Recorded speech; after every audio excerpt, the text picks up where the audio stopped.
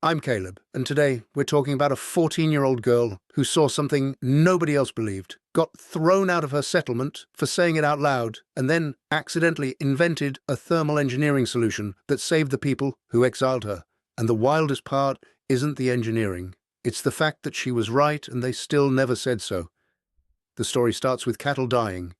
Late summer, 1891, somewhere in the Dakota Territory. Not where you'd expect winter problems, but the frontier doesn't care about your expectations.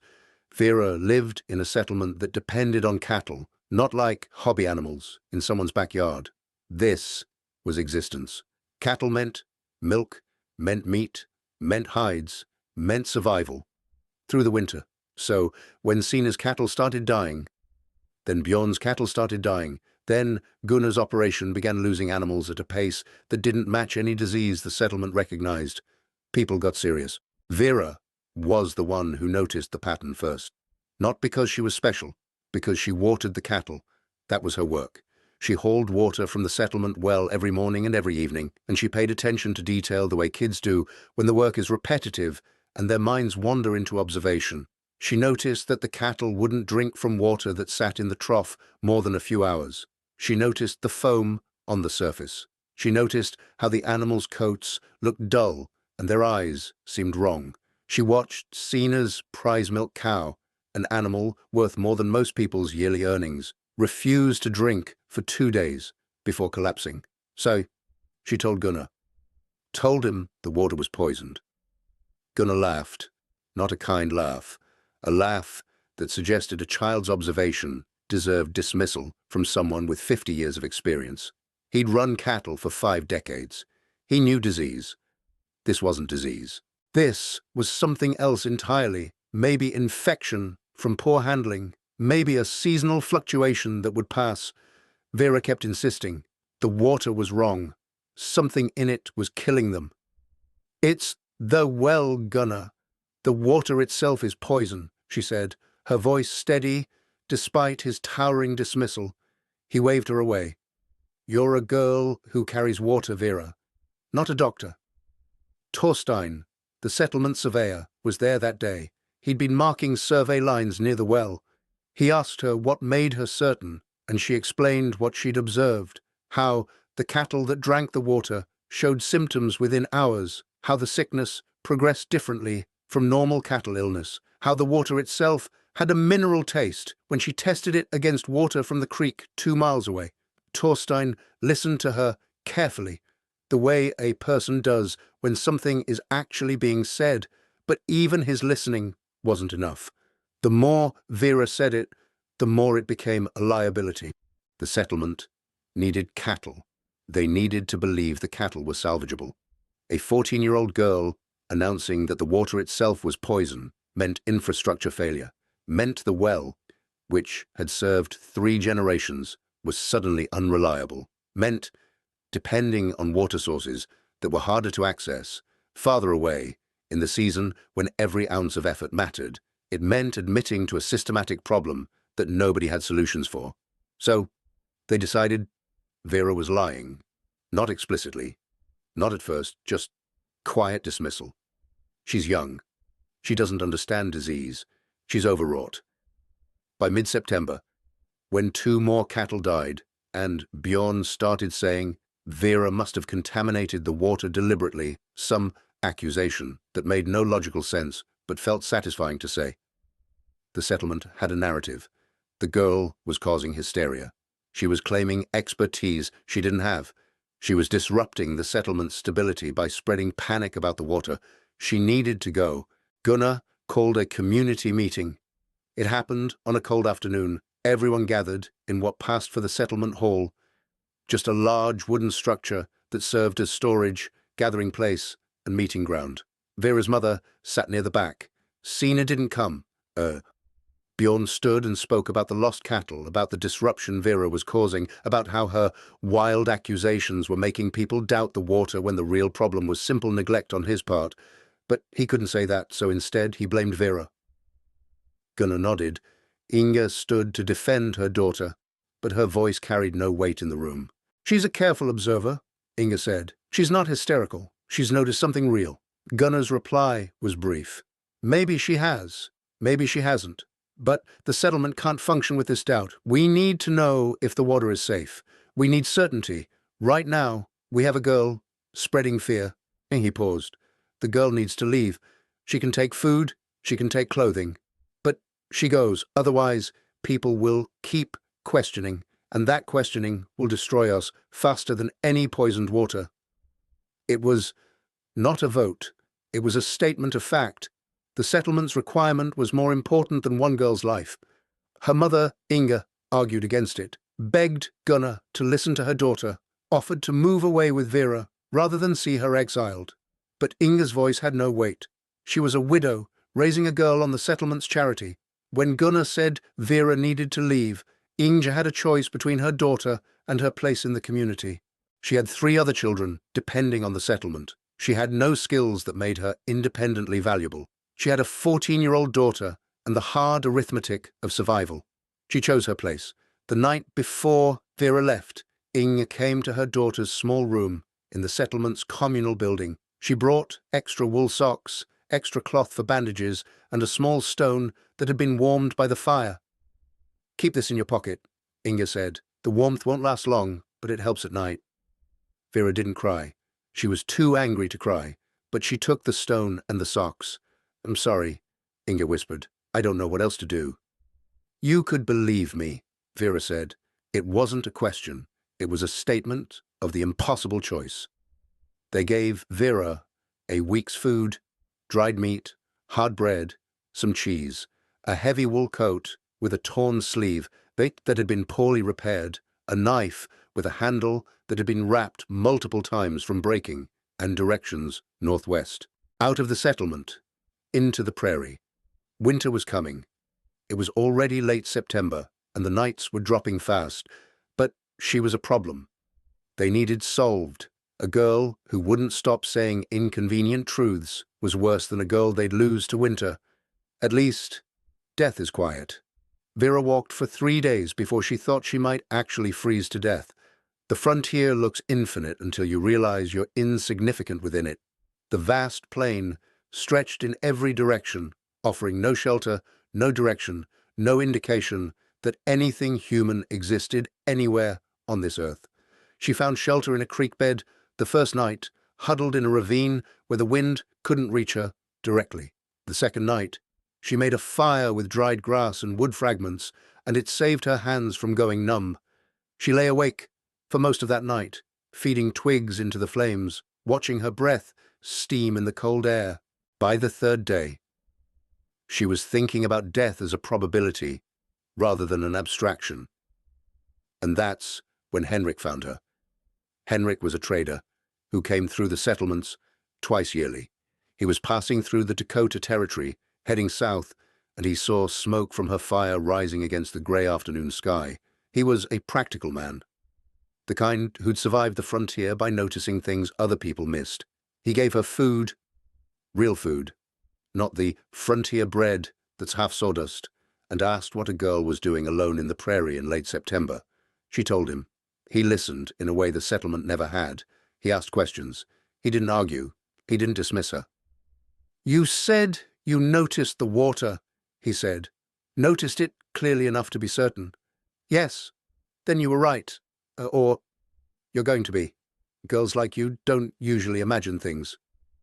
Henrik knew about the slag heap, 3 miles north, where an iron smelting operation had failed back in the 1860s.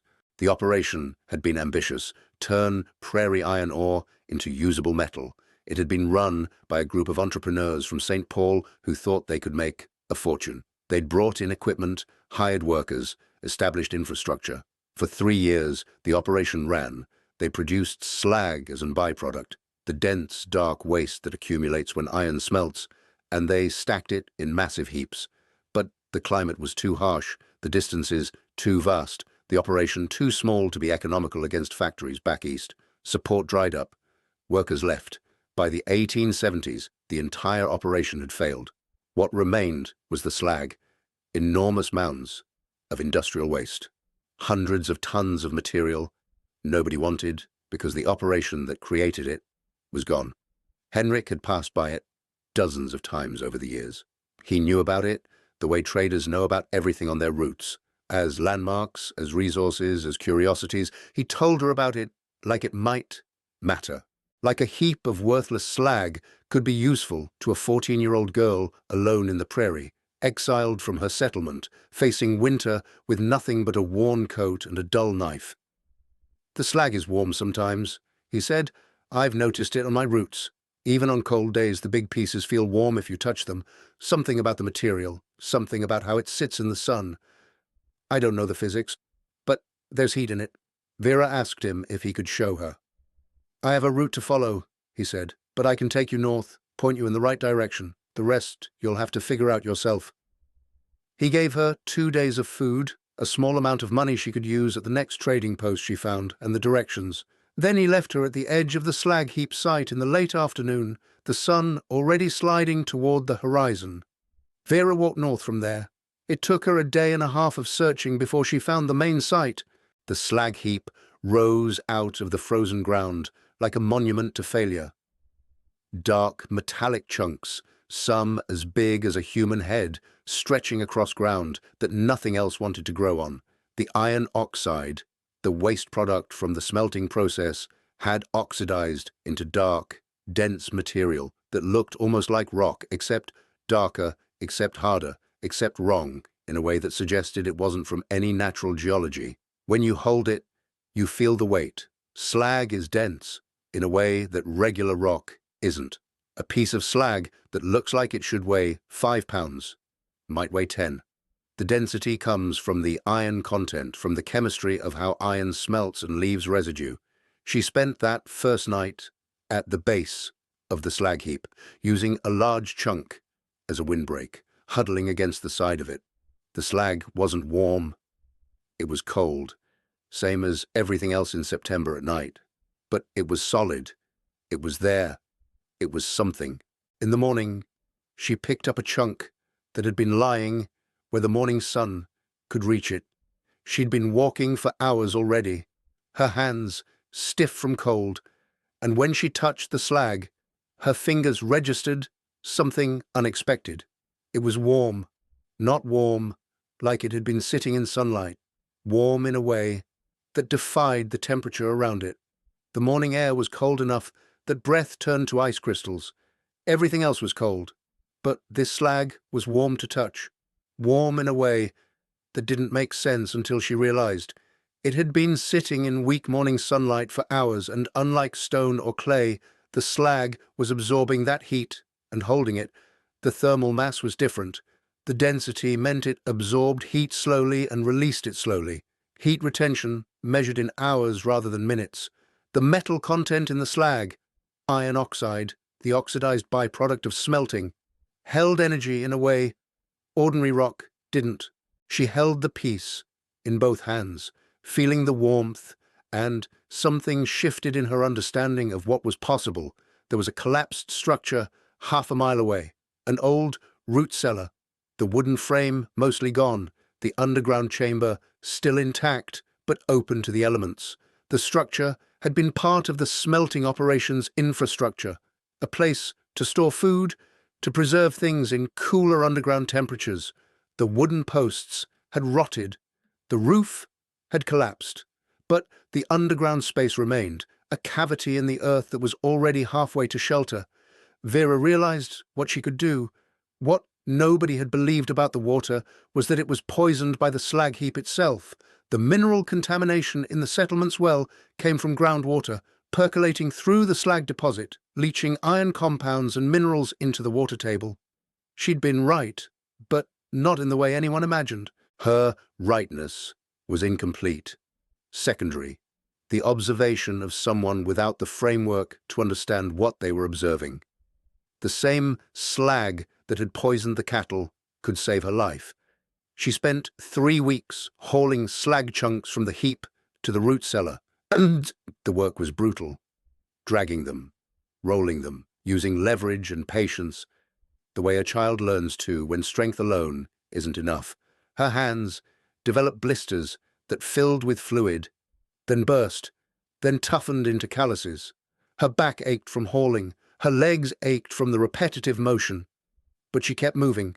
She packed the slag chunks around the cellar walls, filling gaps, creating a thermal mass around the underground space. The logic was sound. Dense material holds temperature. Fill a root cellar with hundreds of pounds of slag, and that cellar becomes a thermal battery. The slag absorbs whatever ambient temperature it experiences and releases it slowly, maintaining equilibrium. In brutal winter, when outside temperature drops to 20 below, the thermal mass inside keeps the space merely freezing instead of catastrophic. She packed the walls first. Then she brought large chunks down into the cellar space itself, stacking them strategically to maximize surface area, to create a network of thermal mass that would surround her when she was inside. By late October, the cellar looked less like a shelter and more like a cave of dark metal, a womb of industrial waste. Then winter came faster than she expected. Except thermal mass in theory and thermal mass in practice aren't always the same thing. Her first attempt failed spectacularly. She sealed the slag chunks with whatever mortar she could make, mud mixed with straw, the traditional method that settlers used for everything. She'd watched construction crews use it before she was exiled. The technique was straightforward. Mix clay soil with water and straw, let it dry, and it holds. She moved inside with her week's food and what she'd been able to hunt. Rabbits, one prairie chicken, roots she'd dried before the ground froze. And for the first week it worked. The space was cold but survivable. 50 degrees maybe. When it was 20 below outside, she could exist. Then the temperature cycling began. Days got slightly warmer, maybe up to 30 above. Nights got brutally cold, dropping to 20, 30, 40 below. The slag chunks, which had been absorbing heat during the day, began releasing it. Then new cold came, and the process reversed. The thermal expansion and contraction of the slag, the material expanding when it warmed and contracting when it cooled, created enormous stress on her mud mortar. The slag chunks would shift, gaps would appear, cracks would widen. The mortar simply couldn't flex enough to stay sealed when the slag was moving at scales of millimeters per cycle. A millimeter doesn't sound like much. When it's happening to hundreds of pounds of material, it creates enough force to shatter brittle compounds. By the beginning of December, the bunker was barely warmer than outside. She woke one morning to cold air rushing across her face. A gap had opened in the wall where the seal had failed. She could see starlight through the cracks. Her breath was visible in the air. The experiment had failed. She sat in that cold for most of a day, not moving, just thinking about failure. She thought about going back to the settlement, about begging to come home, about accepting exile as the price of admission to human society, about dying in this hole, rather than doing the work again. Then she thought about her mother's face when she'd had to choose between her daughter and her community. She realized what was wrong by processing failure carefully. The mortar needed to move with the slag, needed flexibility. She remembered her mother rendering fat from butchered animals, that process of heating tissue until the fat separated into liquid, becoming something new. She remembered how animal fat stayed slightly plastic when it cooled, maintaining flexibility instead of becoming brittle like clay. It would bend without breaking. It would compress without shattering. In the settlement, there was a dead animal carcass near the abandoned smelting site, a elk or moose she couldn't tell. Just bones and hides and tissue that hadn't fully decomposed yet. She brought what was left of it to her bunker. She made a fire inside, a terrible idea for air quality, but she needed heat for rendering. She separated the fatty tissue from the rest, placed it in a carved stone container, and heated it over flames until the fat separated into liquid. She mixed clay with rendered animal fat and water, creating a paste that could seal gaps, but also compress and expand with the slag. The texture was completely different from traditional mortar. It was greasy, it was flexible. When it dried, it stayed slightly plastic, slightly movable, ready to shift without fracturing. "This is what's going to work," she said to herself while mixing it. "This has to work." The second attempt took weeks. She worked through December, mixing clay and fat, repacking the interior, creating seals that could move with the thermal cycling. There were days when her fingers barely worked from the cold, and she wanted to quit, wanted to find the settlement and beg to come back, wanted to accept exile as the price of admission to human society. But she kept sealing, kept building, kept mixing batches of the fat clay sealant, applying it carefully to create barriers that would flex instead of fracturing. One night, working by candlelight, her hands so cold she could barely feel them, she spoke to the slag. "Hold the heat," she told it. "That's what you're supposed to do. Just hold the heat and I'll seal you properly and we'll both survive this." The slag didn't answer, but she kept working. By early January, when the settlement's temperature dropped to 25 below and stayed there for 7 days straight, the bunker was holding thermal mass the way thermal mass was supposed to hold. The interior remained steady, not warm, steady, survivable. At around 45 degrees, cold enough that she needed heavy clothing, but warm enough that she wasn't losing consciousness from hypothermia. The slag was maintaining equilibrium. Her sealant was working. The theory had finally met the practice. She'd also learned to create a vent system that allowed some air circulation without losing all the heat. She used channels created from smaller slag chunks, directing air in a way that maximized heat transfer from the thermal mass without creating drafts that would destroy the temperature gradient. Rydar was the first settler to find her. Rydar and his family lived 3 miles from the settlement, which meant they were already isolated, already fragile. When December's cold turned into January's absolute cold, his house's temperature dropped below survivable. The wooden structure wasn't built for extreme temperatures. Wind came through gaps in the walls. The fireplace he'd built was inefficient. He'd tried everything, sealing gaps with rags, with mud, with whatever came to hand. Nothing worked. In desperation, he built a fire to heat it, not a fireplace, just wood burning on the floor of one room. And it had nearly killed his family through smoke asphyxiation and the constant danger of the wooden structure catching fire. His wife Sigrid had held their youngest child and wept from the smoke. He was desperate, out of resources, looking for any shelter. He'd heard rumors of a girl somewhere north of the settlement who'd found some way to survive. He found Vera's bunker by accident. Well, accident and deliberate searching and luck converging. Smoke rising from a vent she'd created, the smell of rendered fat and clay mortar still visible on the entrance. He almost collapsed from relief when he saw it. He knocked. She almost didn't let him in. She was 14 and he was 20-something, and the frontier had rules about that, rules about unmarried girls and men, rules about propriety, even when propriety was going to freeze you to death. But Rydar was shaking with cold. His wife was shaking. Their 3 children, ages 6, 9, and 12, looked the way animals look before they die. The oldest girl was blue-lipped. The youngest boy wasn't even shivering anymore, which was worse than shivering. It meant his body had given up. She let them stay one night. She opened the bunker door and they stumbled inside, and for a moment there was nothing but breathing and the sound of movement. Vera gave them all the blankets she had. She gave them the rendered fat mixed with clay paste and had them apply it to their fingers and faces as insulation. She made tea from stored plants, heated it with coals from her small fire. That night was warm enough that Sigrid, Rydar's wife, wept, not from happiness, from relief, the absolute bone-deep relief that only comes when you've genuinely thought you might freeze to death and suddenly you're not freezing. She wept with her shoulders shaking, making no sound, just tears running down her face. In the morning, Rydar wanted to understand how Vera had created this. She explained the slag thermal mass, the density, the rate of heat absorption and release. She showed him the walls. She explained the sealant.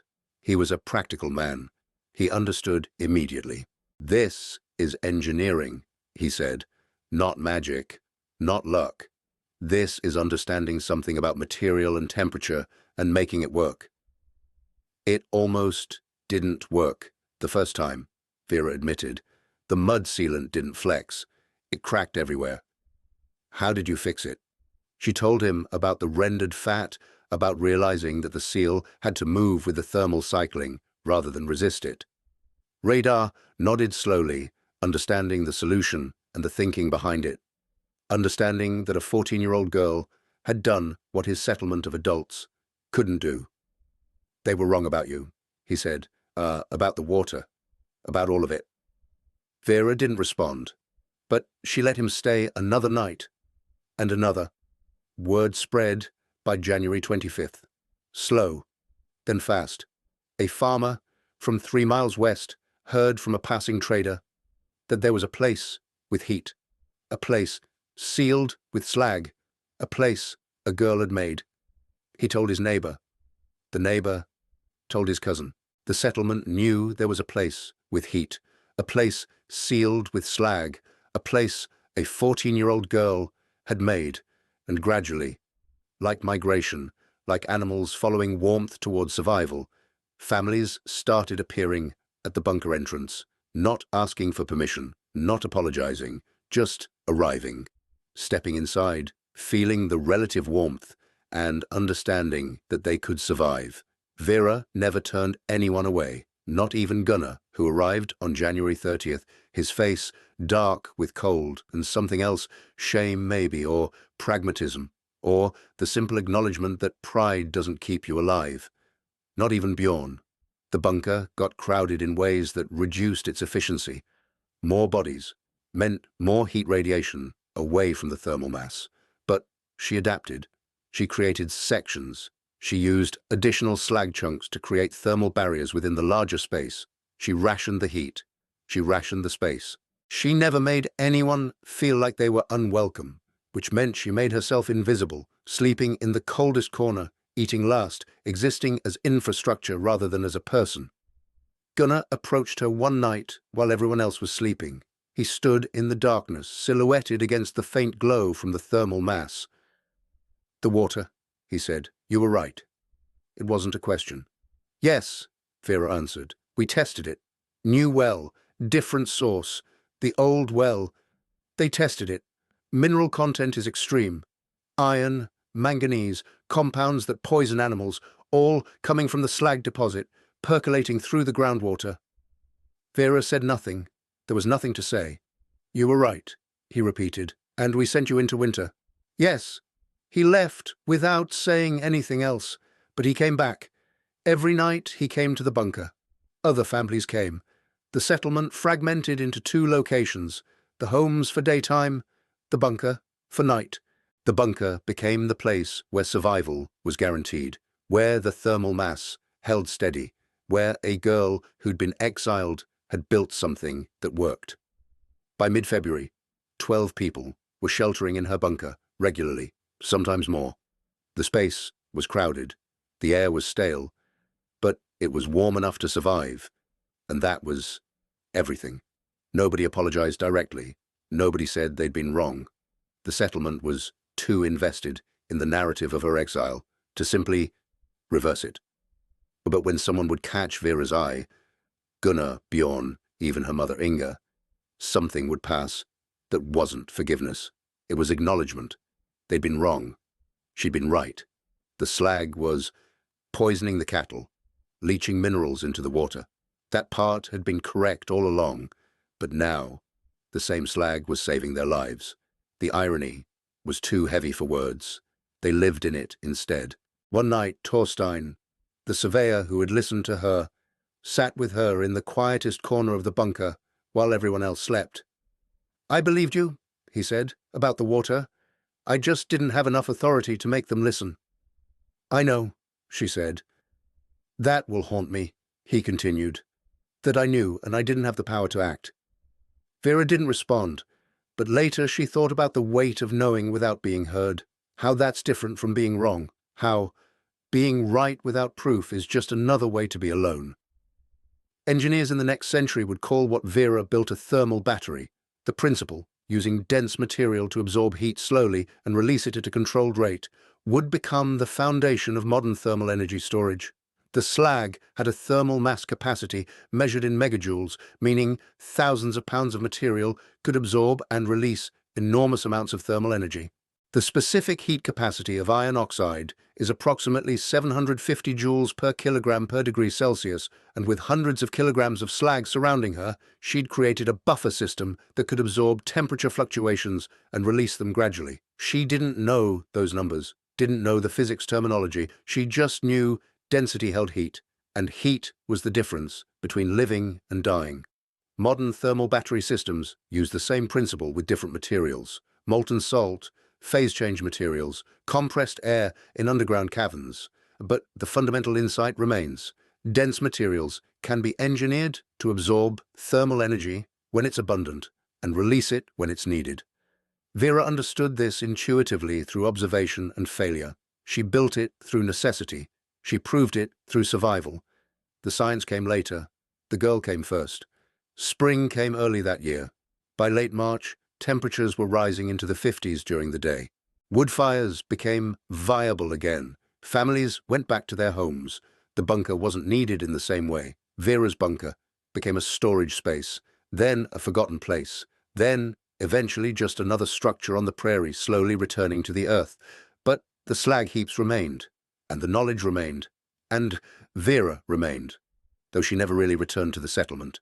She lived on the boundary, not exiled anymore because she'd become too useful, too proven, too obviously right, but not welcomed either, because the settlement had made a choice, and choices have consequences. Some people's pride can never recover from being wrong in the way they've been wrong. Some communities can't afford to apologize to the people they've exiled, because acknowledging that apology would mean acknowledging systemic failure. The cattle never got sick again because the settlement dug a well in a different location, away from the slag deposit. That proved Vera right about the contamination. Water test results, though they didn't have modern water testing, showed mineral content that would explain the poisoning. The knowledge was there. The admission never quite was.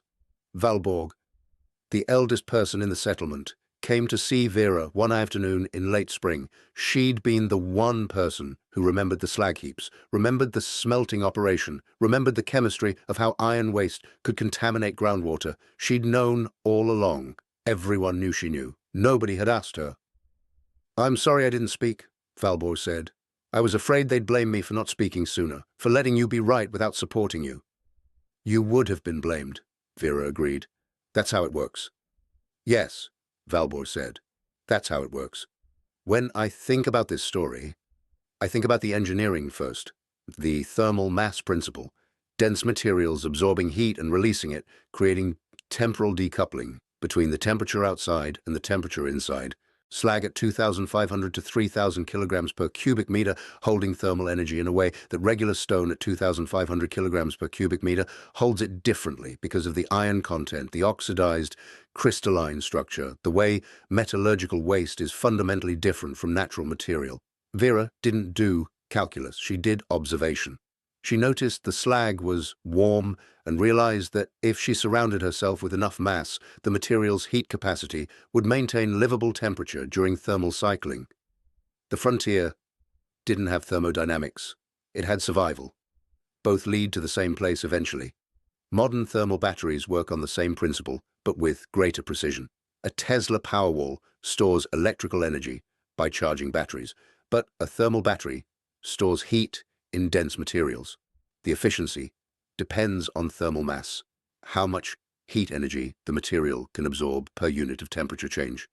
Iron oxide slag, with its high density and decent specific heat capacity, functions as a passive thermal battery. Charge it with heat during warmer periods, and it releases that heat during cold periods. It's not as efficient as phase change materials that scientists use today, but it's ancient technology that works. Vera built it not knowing that engineers in 2020 would be designing nearly identical systems for solar thermal storage, for grid stabilization, for exactly the same purpose, holding heat when you have it so you can use it when you need it. But I also think about the part of the story that's less engineering and more human, about being 14 being right and having that rightness destroyed by adult dismissal, about finding a solution that works so well your exile becomes your necessity, about never getting the apology because the community's survival depends on pretending the exile was justified, about living in a bunker you built because it's warmer than the place that rejected you. Vera's bunker probably didn't survive to the modern era. Root cellars collapse, slag degrades. The frontier doesn't preserve much from that era. But the principle survived, the idea survived. Thermal mass as a survival strategy, dense material absorbing and releasing heat, the knowledge that a girl from the Dakota Territory discovered something in the 1890s that we're still using in modern thermal battery technology. That's not nothing. That's not nothing at all. The next time you feel cold, think about thermal mass. Think about the materials around you. Think about how much heat they're holding. Think about how a 14-year-old girl understood something about survival that her community couldn't see, who built a bunker with industrial waste and animal fat and patience, who turned rejection into engineering, who was right about the cattle and right about the slag and never got the recognition, but who kept people alive through winter anyway. That's the story. That's the engineering. That's what we do when the world doesn't believe us, when we're cold and alone and winter's coming. We find what's dense enough to hold heat. We find what's strong enough to survive. We build, we seal, we survive. And sometimes, if we're extraordinarily patient, everyone else survives too. My grandfather used to say something in Finnish. Roughly translated, it means the person who builds the shelter becomes the shelter. Vera did that. She became the thing everyone needed. And the bitter part, the real bitter part, is that she couldn't leave, because once you've become infrastructure, your community can't afford to lose you. That's not victory. That's just a different kind of exile. But she did build something that worked, something real, something that still matters when you study thermal engineering, even if nobody remembers her name. That's Vera's story. That's why thermal mass matters. And that's why a girl who was right about poisoned water and right about slag physics and right about how to survive winter is still teaching us something in 2024 about the power of observation, the cost of being believed, and the strange kind of redemption that comes when you make yourself too useful to dismiss.